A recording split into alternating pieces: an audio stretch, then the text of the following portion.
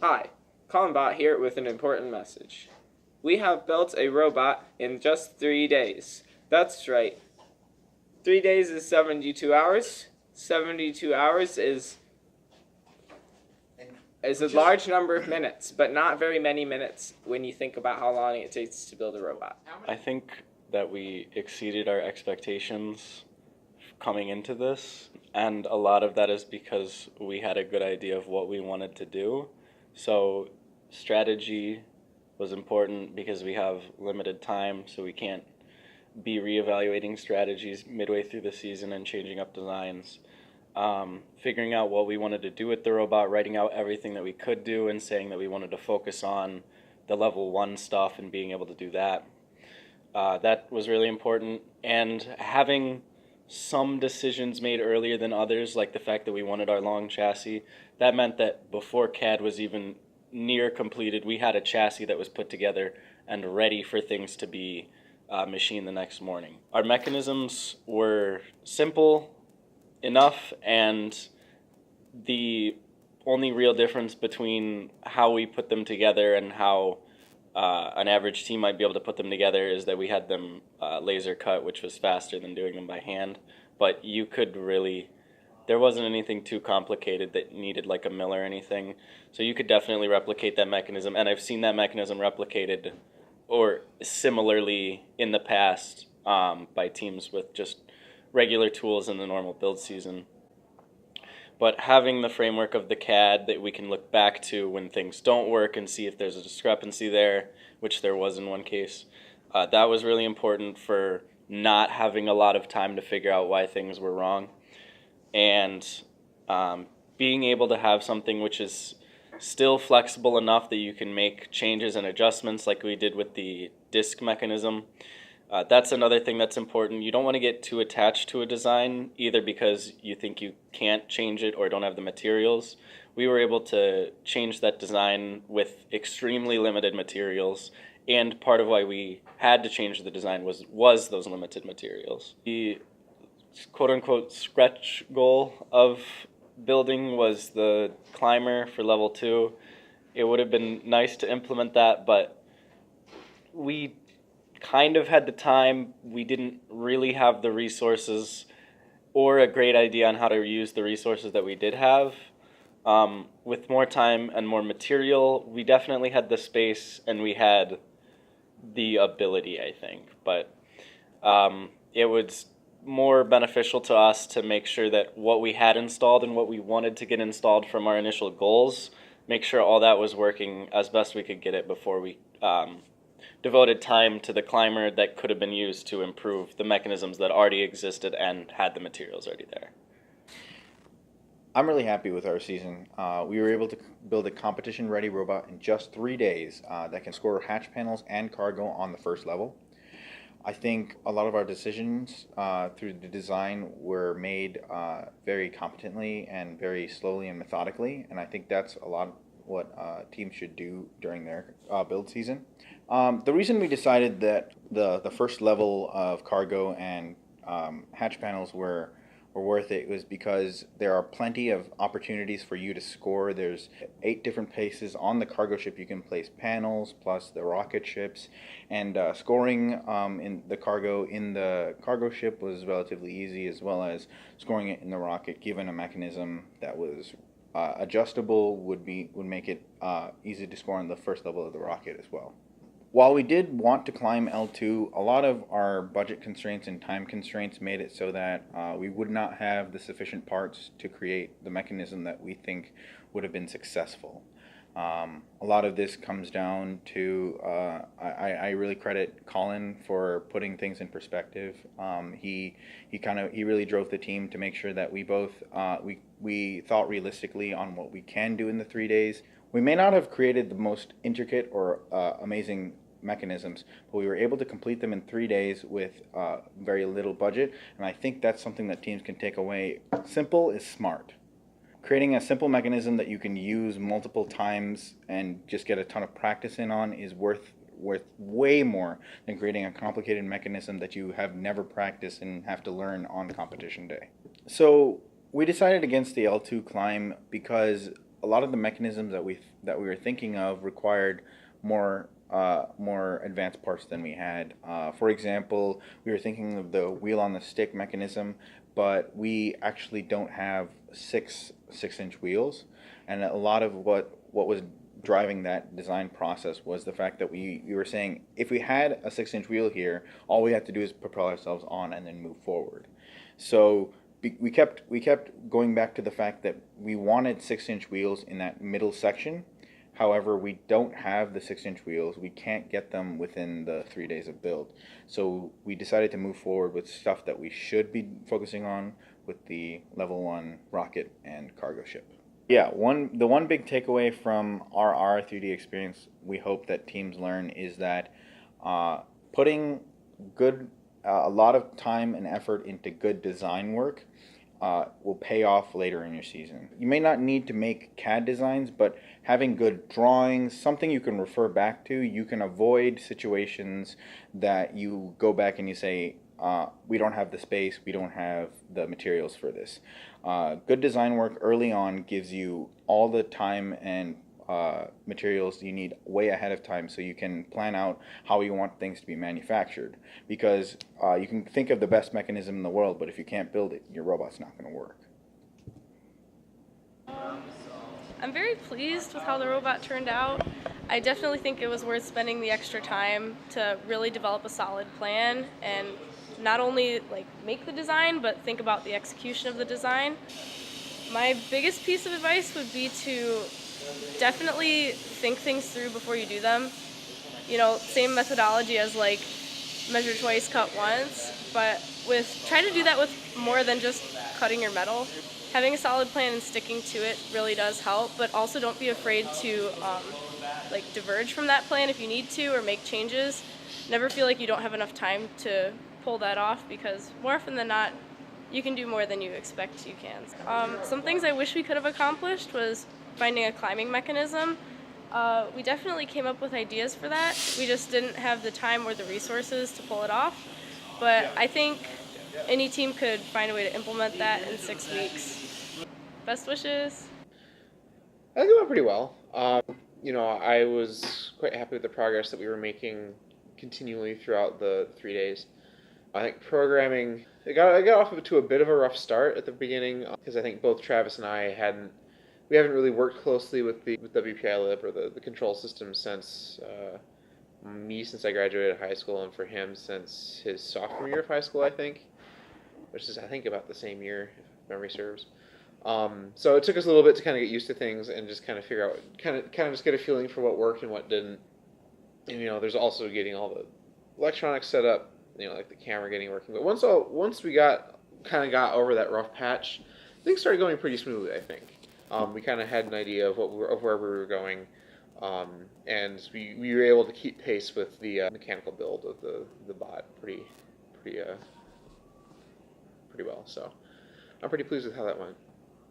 We only did this in 3 days, but having been on an FRC team in the past, you still, you are still on that schedule, right? So you don't, at least as far as programming is concerned, you especially want to keep your code going quickly. You want to make sure that you're not trying to do anything too fancy. There were some times where I was trying to do some fancy things, and that kind of came back to bite me it took me longer than I cared to admit to fix one problem that was kind of buried down deep. And that was something that especially wasn't very obvious. If you can do something fancy, that's great. Maybe that's something that you might want to work when it's outside the build season. But when you're on that schedule, when you're trying to get things done quickly, try again, best engineering principles. Do the thing that works well with the simplest solution, even if it isn't necessarily the most elegant. Good luck to all the teams out there, for sure. We'll see you out there at the competitions. I think it went pretty well. Could have been better. Could have been a lot worse. I was doing CAD and mechanical stuff, and I think our process was about as streamlined as it could have been for both of those. I think my advice for teams would be make decisions quickly. Lengthy discussions can sometimes be a waste of time, and you don't really decide on anything that has much consequence on the outcome of your robot. So try to keep the discussions short and focused, and prepare a lot before the build season. I guess that's not very helpful now because the build season has already started, but really have good CAD training and be used to the tools and stuff like that. That really helps. I think that we had a really successful 3 days here. Basically, we did what we set out to do. I know that's one of the things that I put on the board as a goal, build our plan early on, and so I think that we did do that. We had a set of goals, and we built a robot that did that. I think what worked well for us was just that we kept our goals simple. We didn't try and do everything. We didn't try and overcomplicate things, and we ended up with a robot that was a solid playing robot. You know, it can play deep space and score points. I think that that's a big message for teams and really everyone in engineering. Engineering is about trade-offs. You're never going to be able to make something that does everything. It can't be cheap as well as strong as well as lightweight, right? I mean, you choose things, and for us, you know, it's about choosing our battles. Do we want to go to level 2 and 3 scoring? No, we're just going to focus on the simple level 1 scoring. And by keeping it simple and coming into it with the expectation that we only have 3 days, we've got to cut down on what we do. We actually did better in the long run. We'd rather get one thing done well than everything done poorly. And so we did do that, and we had that as a strong focus. I think keeping things simple is a big lesson. That's something that I kind of learned from the hatch panel grabbing mechanism. You know, at the start, we were looking into making that a rotating disc.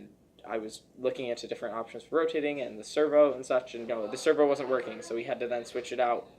And then we just rethought it and said, why do we even have that in the first place? And using one less degree of freedom, we accomplished the same goal basically as well. The simplicity of that mechanism is it's a single hinge. We went to Home Depot, we bought a door hinge and bolted it to a piece of box tubing, and it works very effectively and very consistently. And so that's the kind of thing that is really important for first teams out there. And again, one thing that is important in addition to that is not being afraid to change your designs halfway through. Just because it's week 3 or week 4 and the thing you CAD'd at the start of the year isn't working perfectly, you don't have to fix it. You can rethink it. If your plan's not working, don't be afraid to change it. If we learn things halfway through, oh, this doesn't actually work as well as we want, then instead of trying to make something broken work, we just go back to the drawing board, start from scratch, and fix it that way. Key takeaways. Keep it simple, and that includes you don't need a ton of money to build things. A little bit of aluminum and a Home Depot run can go a long way. And then plan in advance. We did very well off getting our CAD done early. We spent a while on our CAD, and that paid off. So we spent a lot of time planning, but then we weren't afraid to change our plan once we gained more information. And so that's important as well. CAD software is expensive, but for students, you can get it for free. SolidWorks sponsors first teams. You just have to go apply on their website. I don't know offhand what that is, but I know first gives some links to SolidWorks applications. Fusion 360 is a good program. It's free for students, academic use. So it's hard to do good CAD, right? It takes some knowledge, but it's definitely a tool that's very valuable to teams. Even just doing some basic CAD sketches to show that your design works. For example, we used it to prove that our arm would fit within the frame perimeter and within the 4-foot height. So it's even if that's all you're doing, it can still be valuable. You don't have to CAD every nut and bolt on the robot. It's this piece and this piece connect in this way, and the angles you figure out, and the lengths of tube. And that worked very well for us. We did enough CAD to show that all the parts would fit together, and then we just went and made the parts. Our drivetrain, oh yeah, we should have... That's the problem, is I didn't buy wheels. So a good drivetrain is the key to a good robot. Tank drive, pretty much always a solid choice. I don't know of a game where tank drive wouldn't have been pretty good. maybe some games you're like, oh, maybe Mecanum Drive, or like maybe some Omni Wheels in there. Maybe a swerve drive. And then you're like, why not Swerve Drive? And it's like every game is a Swerve Drive game if you can afford that. Stock yourself up on some compliant wheels. Andy Mark did a big win there with those compliant wheels. Stock yourself up with some Vex hubs. Hex shaft goes a long way. We did a lot with 2x1 box, churro tubing, hex shaft, and wheels. You know, that's half a robot right there. That's all we have. But yeah, that's the thing though, is we made do with what we had. If we had had an unlimited budget, I'm not convinced we would have made a better robot. You know, okay, that's probably a lie. Unlimited budget, maybe. But like, just giving us more money wouldn't have given us a better robot. You know, the principles we came up with were, you still want a simple robot. Just because you have money doesn't mean you have to make it complicated. A $2 hinge and a window motor is a pretty good system. Read the rules thoroughly. Oh yeah, don't forget that. Read the rules thoroughly. What did we do? We read the rules, did some CAD, build a robot. I mean, those are the 3 steps to success. But yeah, I'm really happy with where we ended up. I kind of expected us to not really do much, and then we did do some things. Well, I think it went really well, especially for, I'm pretty sure this is the first time doing a robot in 3 days for everyone, certainly for me. So the time constraint was certainly interesting. We also had a lot more constrained access to materials that normally we would have access to, or at least I would have access to on the team that I was on. So given all that, I think it's a very successful robot. It can do all the things that a team that's looking for, even at higher level competitions, what they're looking for in that 3rd alliance spot. So I think that our robot, if it's driven well, it would be viable at states even. So I think it's very successful. I think that the fact that when I came in on day 2, we had a CAD that was like 90% done was extremely helpful, because we didn't have to like do any more prototyping in where things should be, because it was already all done. And so then we could just fabricate the parts, put it together, put on the electronics, and then put in some code, and then it was moving around and working, and now the robot's done. And so it was incredibly efficient, from at least what I could tell, very good in that part. One thing that I'm kind of disappointed about is that we couldn't get up to that 2nd level of climbing, but that was mostly, again, because of material and time constraints. And there's not much I can complain about other than the material aspect, that we just didn't have access to it. So, very good robot.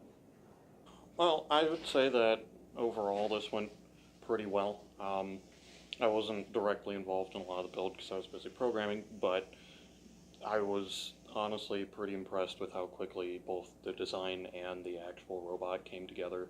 It was really nice to be able to like get things tested immediately. Like, we still have like 2 weeks to test our programs. We're probably mostly done with testing already. So that was just fantastic how that came out. Let's see, one thing that is definitely useful is if you don't use Git or don't know how, figure it out, because having like a GitHub set up for your team is super useful, so you can actually have multiple people working on multiple things. Trying to get everybody to collaborate on one thing at a time is hard, because there's generally not enough for multiple people to do at once, and it's going to be a lot slower. So being able to have multiple people working on multiple things at once is very useful.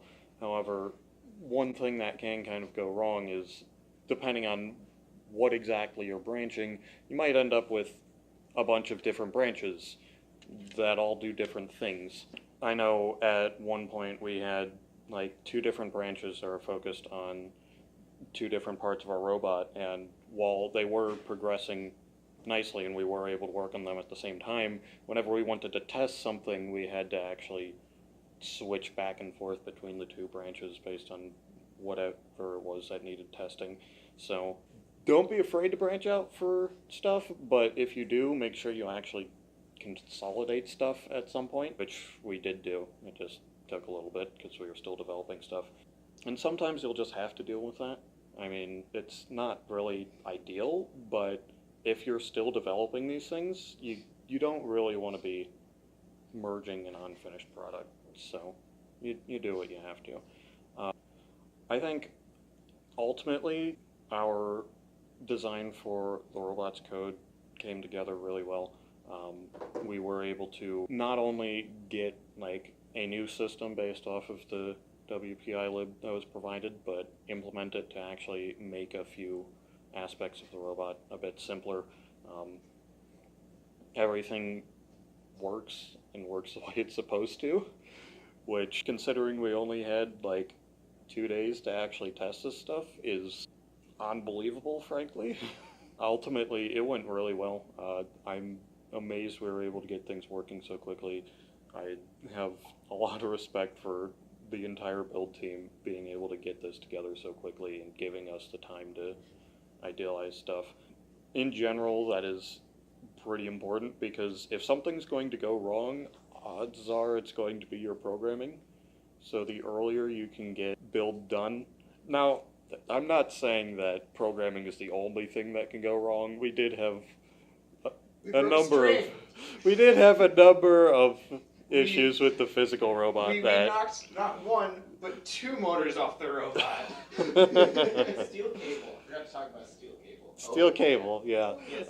Basically, I guess what I'm trying to say is the earlier you can get a finished version of your robot done, the better, because that's more time for testing both your programs and the robot itself. If something's going to break on your robot, you want to break it before your time slot is over. So, as we did break a number of things in our initial testing, we had multiple motors fall off of the robot. The string that we were using to hold up the hatch cover key, as we've been calling it, broke multiple times, and we had to try different materials to find what would work. Steel cable, by the way. It's great. So having that time to test is basically a must if you want to have a robot that actually does what you want it to. Now, we did spend a lot of time on getting our initial design, and I think that was part of what allowed us to actually finish so quickly, because we knew what we were going to be doing. We had the entire thing planned out ahead of time. We were able to focus on our work, make sure we actually got that done. There wasn't any periods of, oh, we need to do this, but how are we going to do this? Well, we could try this. We actually knew ahead of time how everything was going to go together and how everything would work. So it's a bit of a weird balance, because you want to finish quickly so you can test, but the more time you spend on the actual design, the faster your build will go. So trying to find that balance, like, you probably don't need to figure out every single tiny detail on the robot when you're starting out, but having a very good idea helps make the build go faster. And making build go faster gives you more time for testing software and hardware, and can really help you improve your final design. Don't overload a function with the template. Yeah, we found that the hard way. If a function as a template, overloading it doesn't really work. If you don't know what that means, don't worry about it. We learned a few things. For my actual opinion on doing robot in 3 days, it was kind of interesting to get back into it. When I was on my FRC team, I did programming for the first 2 years, and then dropped it completely for scouting the last 2. So it's been a while since I did stuff. It took some time to figure stuff out again. That first moment is always the scariest, when you're looking at the documentation and it's like, oh my gosh, what the heck is any of this? But for those of you who are just starting out in programming, yeah, it'll take a bit of work to get into it, but you'll find pretty quickly that the things you're actually going to use are fairly straightforward. It's just a matter of finding them. It's a bit scary going in, but it becomes better, and it gets a lot easier and a lot more fun once you actually have some time to look into stuff. think I'm going to stop it there. I've been rambling long enough. I can literally talk about robots forever. Let's see, what else did we learn? Use program in C++, maybe Java. Don't use LabVIEW. Oh, keep your status lights on your RoboRio and your radio visible. Make sure your radio is easily removable for flashing at competition. Write on whiteboards. Okay, whiteboards are good. I like whiteboards. Destination Deep Space, presented by the Boeing Company, is an interesting game.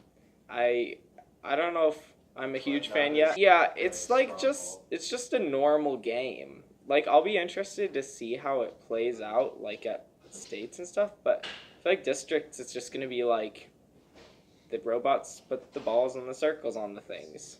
Like, Power Up was like introduced some new game mechanics like time scoring and stuff, and like Stronghold was interesting because it had all these defenses and like crowd chosen defenses, and Recycle Rush was interesting because of reasons, and Steamworks was pretty interesting. You know, you had the people in the field and you climbed some ropes and gears are cool. There's just like nothing remarkable about this game. I guess there's climbing at the end, but like I just don't think anyone's gonna climb to level 3. It just doesn't make sense. And then level 2 is gonna be like, oh look, they did a little boop boop. There's nothing. It's just not exciting. And then defense, they just nerfed defense. Like, what's up with that? Yeah, and then they murdered autonomous. Like, the only interesting thing about this game is that the drivers can't see. Why did I build a robot? Because that's what I do. But why? Why do cows moo?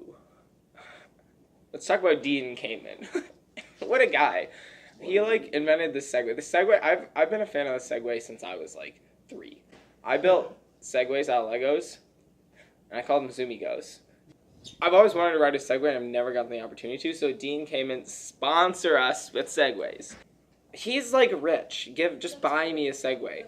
My birthday was, like, 2 weeks ago. Just, like, buy me a Segway.